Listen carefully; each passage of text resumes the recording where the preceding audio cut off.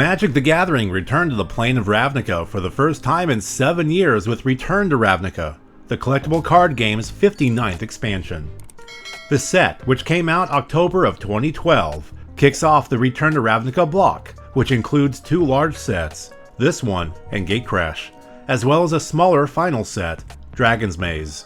As was the case with the original Ravnica block, Return to Ravnica focuses on 2 colored guilds, with 5 of the plane's 10 guilds, the Azorius Senate, Golgari Swarm, Izzet League, Cult of Rakdos, and Selesnya Conclave being featured in the set. So the idea was both Return to Ravnica and Gatecrash would be large sets, and they could fit a full 5 guilds in it.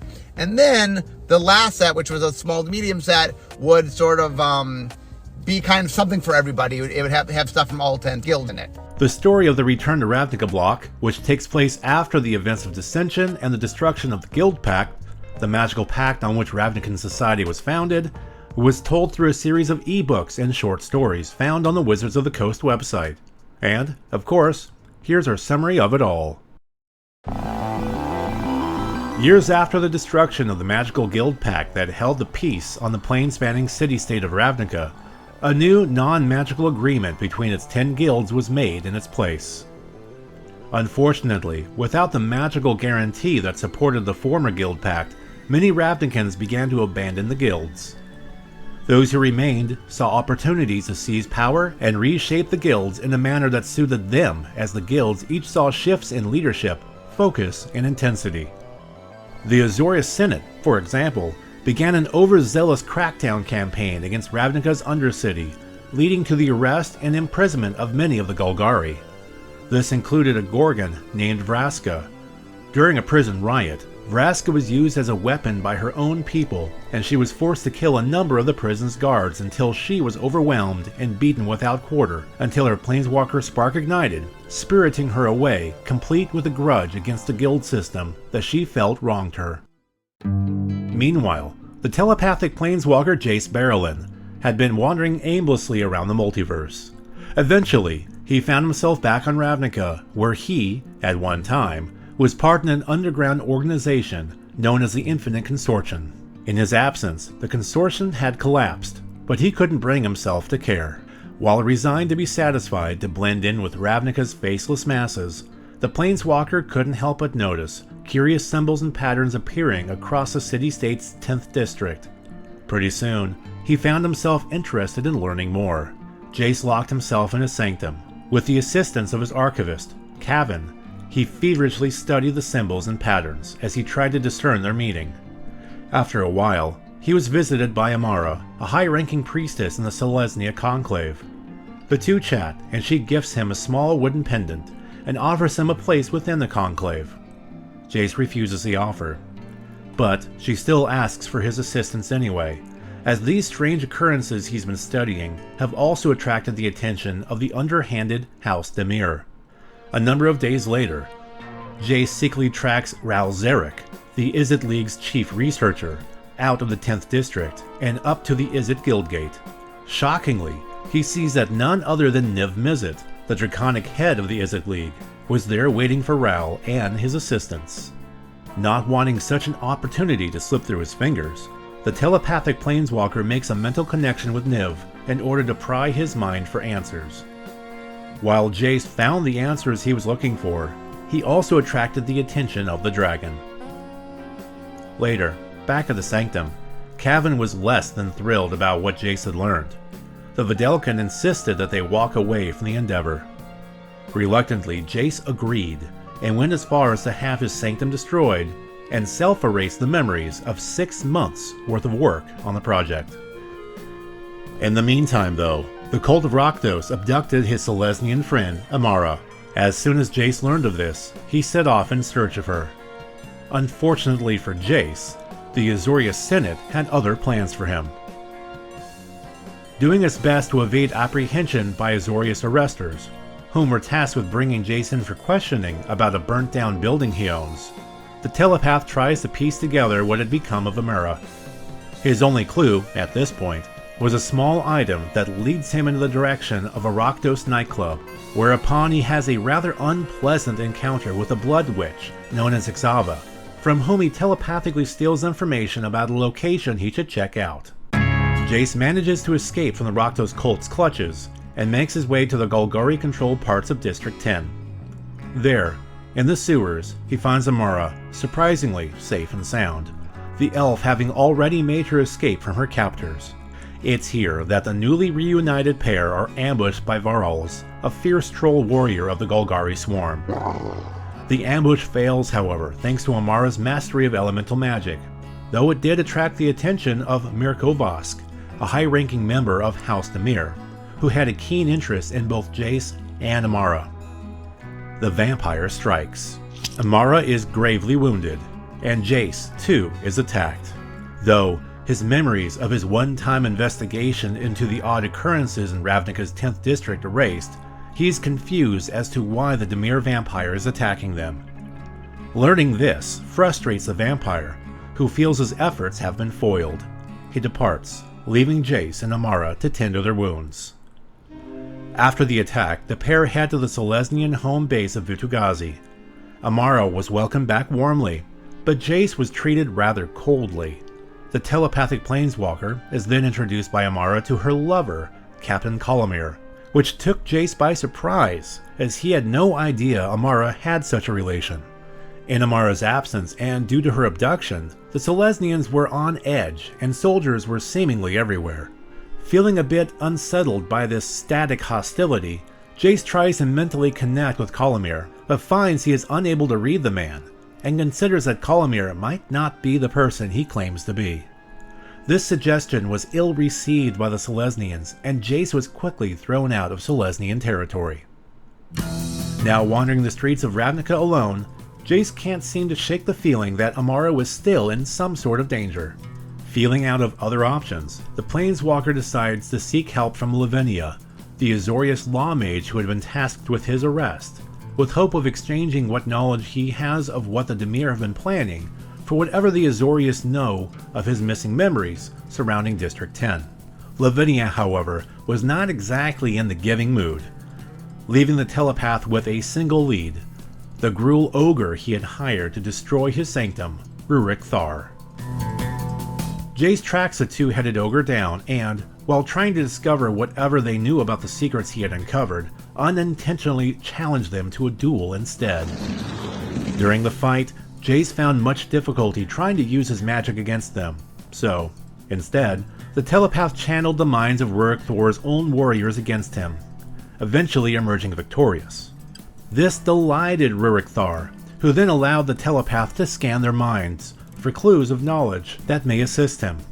Just as the telepath finishes scanning Rurik Thar's thoughts and memories, a group of Rakdos rioters arrive, led by Oxava. She had been tracking Jace since shortly after the incident at the nightclub. Rurik Thar and his Gruul warriors put themselves between Jace and the rioters, and Jace was told to flee. But, not wanting the Gruul to sacrifice themselves for him, Jace summoned an enormous illusion of the demon Rakdos himself, and commanded the rioters back to their territory. This infuriated Oxava, but even she could not overcome the awe of seeing the guild's patron before her, and she began to lead a retreat. As they try to depart, however, they are greeted with a contingent of Selesnyan soldiers. This unexpected turn of events was enough to break Jace's concentration, and the illusionary Rakdos dissipates. Oxava, again, goes on the offensive and was able to corner the telepath. The riot, however, came to an abrupt end as Niv Mizzet's voice bellowed in a district-wide announcement that caught everybody's attention. In the announcement, Niv divulged every little bit of information about the secret ongoings in District 10, and about the existence of an implicit maze. It's all information that Jace had been trying so hard to recover. Niv then announces that there will be a race through the maze, and that each guild should send their champion to participate. The announcement now over, Oxava turns her attention back to Jace. Just as she was about to commit him to a life of torture, however, the telepath is saved in the nick of time by an unlikely ally, Lazav, Guildmaster of House Demir. Lazav takes Jace down into the Ravnican Undercity, explaining many of his plans before handing him over for interrogation by Mirko Vosk, the same vampire that had attacked he and Amara days earlier. Finding himself imprisoned in Duskmantle and seeing little choice otherwise, Jace planeswalks away, but not before telepathically reaching out to Amara and sharing the location of the implicit maze with her. It's information that Mirko Vosk, whom has his own mental abilities, is able to hijack. Jace awakens on Zendikar. He considers simply leaving it all behind, abandoning Ravnica for good. He soon encounters a core family and, upon seeing them, becomes determined to help Amara. He heads back to Ravnica. Upon returning, Jace first visits the Forum of Azor, which lays at the endpoint of the maze. There, he meets the Bailiff, a magical being made of pure law and bound for eternity to the Forum. Bailiff tells Jace that he is the executor of Azor's judgment, and informs him that, if the guilds complete the trial, a new Guildpact would be actualized. If they don't complete the trial, or are deemed otherwise unworthy, he would deliver the supreme verdict of Azor. Now with new questions about the maze, Jace again tracks down Lavinia. He eavesdrops as she meets with Asperia, the Azorius Guildmaster, as well as a disguised Lazav. They're discussing Azor's supreme verdict. According to Asperia, the verdict is an all-powerful spell that would destroy all those who are considered to be guilty, and that the verdict would be what awaits at the end of the maze. Upon learning this, Jace became even more determined. He then ventures to the Transguild Promenade for the starting of the ceremonies.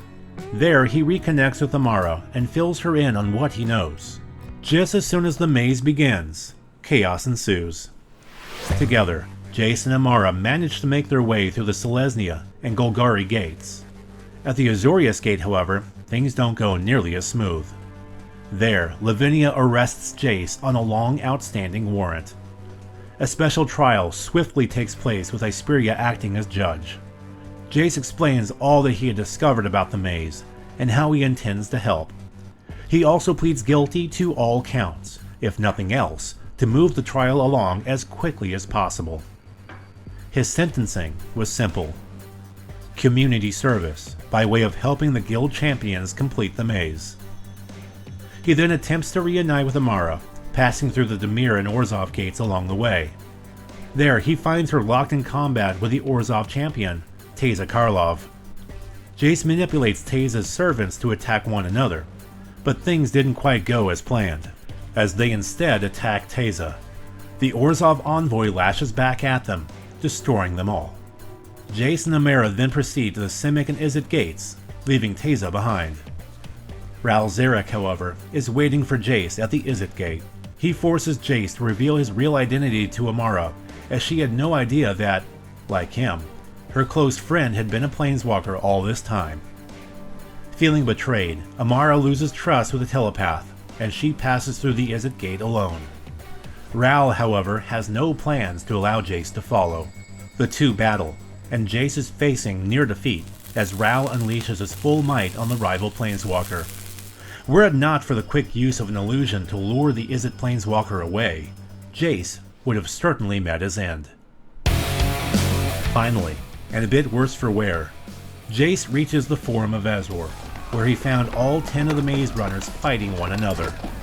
Jace manages to stop the fray, but Lazav appears and manipulates the champions into resuming the brawl. That's right about when the Bailiff makes his appearance. Upon seeing the chaos before him, he decides to lay down the supreme verdict of Azor, which was to provide each maze runner the ability to execute it. Sensing the situation, Jace uses his telepathic skills to merge their minds. While this allows each of the 10 to see one another's thoughts, it was also unraveling Jace's own mind in the process. Fortunately for Jace, the Bailiff sees his efforts and assists him with the burden. He declares that Jace is the new Guildpact, and will be the mediator who could understand the perspectives of each guild. Days later, Jace meets with Amara. As a gesture of gratitude, she gives him a kiss, before asking him to erase all memories she has about other worlds, and about planeswalkers, as she could not share such information with her guild and, In order to do her duty, she could keep no secrets from them either. Jace, regrettably, grants her request. Thus ends the main story of the Return to Ravnica block, but there's still plenty to say about the Return to Ravnica set before we're through. The 274 card set, which has design led by Ken Nagel and development led by Eric Lauer, and, as you may have noticed, continues the very popular theme of guilds and guild-specific abilities that originated from the original Ravnica block. As such, each bicolored guild has its own keyword or ability and theme. First up, Rakdos. Rakdos is black-red. So the Rakdos mechanic, I know we tried a bunch of different things for Rakdos. Really, you want a sense of, no holds barred, that the Rakdos will do whatever it takes to get what they want. But one of the things that you want when making Rakdos is this feeling of you're sort of opting into something a little wilder, that you're opting into something where you're gaining something, but it comes at a cost. So what we ended up doing for Rakdos was what we called Unleash.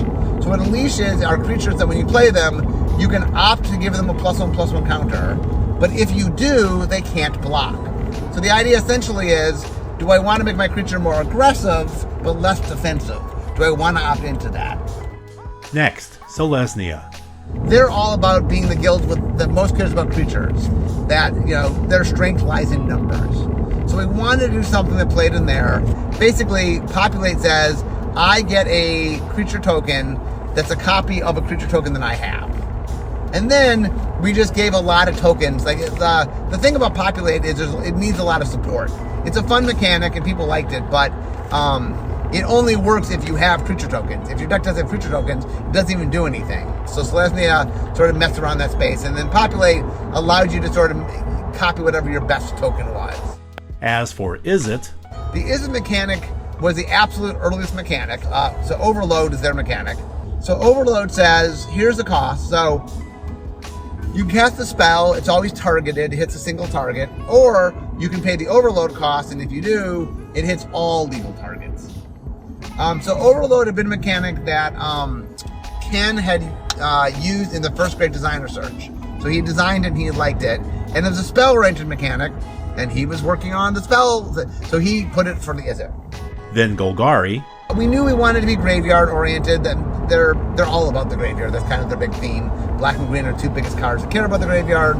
As always is the case, Golgari takes forever to find. We went through a lot of iteration to find the Golgari. In the end, we ended up with a mechanic called Scavenge. So what Scavenge is, it went on creatures, and then you could scavenge a creature out of your graveyard by paying its scavenge cost when it's in your graveyard, and then you got to put a number of +1/+1 counters on target creature on the battlefield you control, or on target creature, I guess you don't have to control. But it allows you essentially to take dead things and sort of use them to reinforce creatures you have. And finally, Azorius. I think the first thing we tried was we tried this enchantment theme. So Constellation, which would later show up in Theros, first came up here. And the idea was, what if there's all these enchantments that represent all the laws, that like their form of control is through the law. And so we said, okay, it might be fun if we do a lot of enchantments that represent restrictions and rules. It's something white does primarily and blue does secondary, and it might be sort of cool. And then we reward you for having enchantments. But it just wasn't blending well. We tried a couple different things, but the thing we ended up on after trying the enchantment route was Detain. So Detain was a keyword action, and basically what it says is until your next turn, target creature could not attack, block, or use activated abilities. It was a neat way to sort of temporarily control things in a more tempo-based way. And it ended up playing really neat. It was a cool mechanic. And as a keyword action, it allowed us to put it on a lot more different types of cards. It was very flexible in how to use it. But were these new guild mechanics popular at all? I think a lot of these mechanics saw some constructed play. I know Detain did, and know Overlid did. I think Scavenge did. I'm not sure about Populate and Unleash. But they were all pretty solid. I like the mechanics. They're all pretty solid mechanics. Return to Ravnica also introduced one other new thing to the game of Magic the Gathering: the Gate subtype, which is found on the block's Mega Cycle of tapped dual-colored lands at common. We went to the creative team and they said, okay, well, what if each of the guilds has their own compound and there's a front gate? There's a gate at each one. So we tied the gates into the guilds. And it actually ended up working pretty well. It gave us a little special something. Return to Ravnica was sold in 16-card booster packs, 6-card booster packs, 5 intro packs, 2 event decks, a fat pack, and a 2-player booster battle pack that contained 2 semi-randomized 22-card decks, 2 booster packs, a play guide, and a rules insert. To fit Ravnica's guild theme, each guild had their own special pre-release kits, effectively allowing pre-release participants to choose which guild they wanted to represent.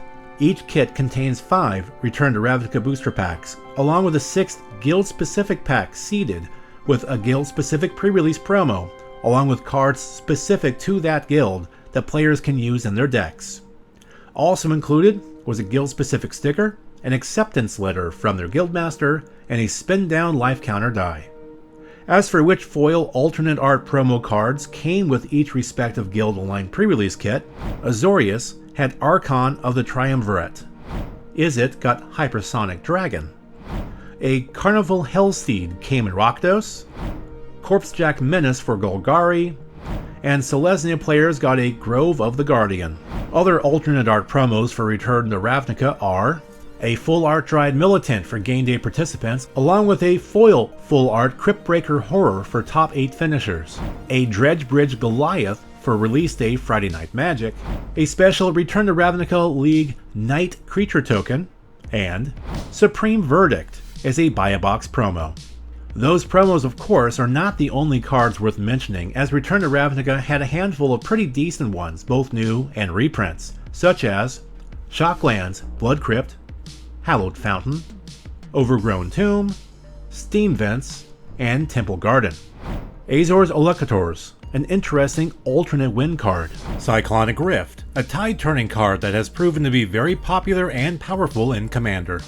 Deathrite Shaman, a very strong 1-drop creature with 3 effective and useful abilities that proved extremely powerful in a number of formats. The card would wind up being banned in Modern in February of 2014, and received the same treatment in Legacy in July of 2018. Judge's Familiar, a 1-drop flying creature that still sometimes sees play in control builds, and Pithing Needle, a reprint originally from Champions of Kamigawa that is a great sideboard card. Furthermore, Return to Ravnica includes 2 cycles and 2 mirrored pairs. A cycle of land auras, each of which granting its enchanted land with an activated ability, a triggered ability, or an ability that allows it to untap itself. A cycle of uncounterable spells, Supreme Verdict, Slaughter Games, Loxodon and Smiter, Counterflux, and Abrupt Decay. The mirrored pair of Downsize and Dynacharge, each casting 1 mana with an overload cost at 3 mana. Downsize shrinks your opponent's creatures, whereas Dynacharge pumps yours. And mirrored pair Chemister's Trick and Teleportal. Each have a casting cost of blue-red, and an overload cost of 3 blue-red.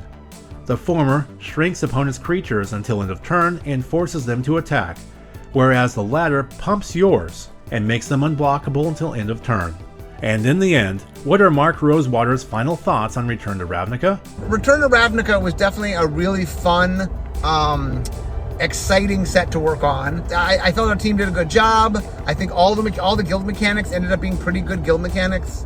None of them ended up being broken. I think in all of them saw some play. So I'll chalk that up as a positive thing. So what are your thoughts on Return to Ravnica? Is it one of your preferred Magic the Gathering sets? Let us know your thoughts in the comments section.